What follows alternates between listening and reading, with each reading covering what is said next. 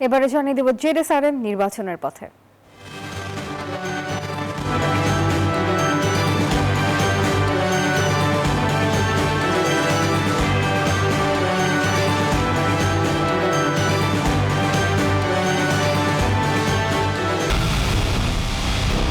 পুরো দেশের মুখে হাসি ফোটাতে নিজেকে হতে হয় স্ট্রং আর মনোবল হতে হয় স্পাটজিরো। জেডএসআরএম 25 বছরের পথ চলায় নিরাপদে রাখার প্রত্যয়ে।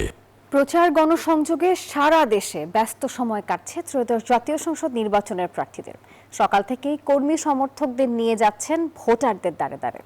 তাদের মন জয়ে দিচ্ছেন নানা প্রতিশ্রুতি আশ্বাস। ভোটের তারিখ যতটা ঘনিয়ে আসছে, নির্বাচনী উত্তাপ ততই বাড়ছে। দেশ জুড়ে এখন নির্বাচনী আমেজ। ভোটারদের মন জয়ে দিনরাত মাঠে ময়দানে চষে বেড়াচ্ছেন প্রার্থীরা। শুক্রবার গণসংযোগের সময় চট্টগ্রাম 11 আসনের বিএনপি প্রার্থী আমির খসরু মাহমুদ চৌধুরী বলেছেন, দেশের ক্রান্তিকালে দ্রুত নির্বাচিত সরকার চায় জনগণ। এ সময় গণ অভ্যুত্থানের পর নতুন বাংলাদেশের স্বপ্ন বাস্তবায়নে দাড়িপাল্লা প্রতীকে ভোট চান জামাত প্রার্থী শফিউল আলম। কক্সবাজারের পেকুয়ায় হিন্দু বৌদ্ধ সম্প্রদায়ের সঙ্গে মত বিনিময় করেন কক্সবাজার 1 আসনে বিএনপি প্রার্থী সালাউদ্দিন আহমেদ। এ সময় তিনি অভিযোগ করে বলেন, মুক্তিযুদ্ধে বিতর্কিতরাই আবারও নতুন রূপে নির্বাচনে অংশ নিচ্ছেন। শুক্রবার দুপুরে ব্রাহ্মণবাড়িয়া 6 বাঞ্ছারামপুরে জামাত ও 11 দলীয় নির্বাচনী ঐক্যজোট সমর্থিত প্রার্থী মহসিনের নির্বাচনী জনসভায় অংশ নেন জামাতে ইসলামীর সেক্রেটারি জেনারেল অধ্যাপক মিয়া গোলাম পরোয়ার। এ সময় তিনি শেরপুরে জামাত নেতা হত্যাকাণ্ডের তীব্র সমালোচনা করে সুষ্ঠু বিচার দাবি করেন। এদিকে বিকেলে ব্রাহ্মণবাড়িয়া সরাইলের জয়ধরকান্দি গ্রামে নির্বাচনী প্রচারণায় অংশ নেন ব্রাহ্মণবাড়িয়া 2 আসনের স্বতন্ত্র প্রার্থী ব্যারিস্টার রুমিন ফারহানা।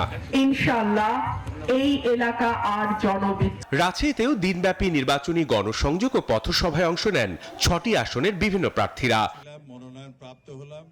নারায়ণগঞ্জ 5 আসনে হাত পাখার নির্বাচনী পথসভা গণসংযোগে নেতাকর্মী সমর্থকদের ঢল নামে। নির্বাচনী প্রচারণা চালায় পঞ্চগড় 1 আসনে বাংলাদেশ লেবার পার্টি প্রার্থী ফেরদাউস আলম। এছাড়া দ্বিতীয় দিনের মতো পক্ষপাতের অভিযোগে পঞ্চগড়ে জেলা প্রশাসকের কার্যালয়ের সামনে অবস্থান কর্মসূচি পালন করেছেন 11 দলীয় জোটের নেতৃবৃন্দ। মুন্সিগঞ্জ 2 আসনে ধানের শীষ প্রার্থী ও কেন্দ্রীয় বিএনপির যুগ্ম মহাসচিব অ্যাডভোকেট আব্দুস সালাম আজাদের উঠোন বৈঠক অনুষ্ঠিত হয়। আমাদের লক্ষ লক্ষ মানুষকে ঘরছাড়া করেছে। এদিকে স্বতন্ত্র প্রার্থীর সমর্থক ও সদ্য বহিষ্কৃত বিএনপি নেতার নেতৃত্বে নেত্রকোনা 3 কেন্দুয়া 8 পাড়ায় বিএনপি অফিস ভাঙচুরের অভিযোগ উঠেছে। Desk report, news 24।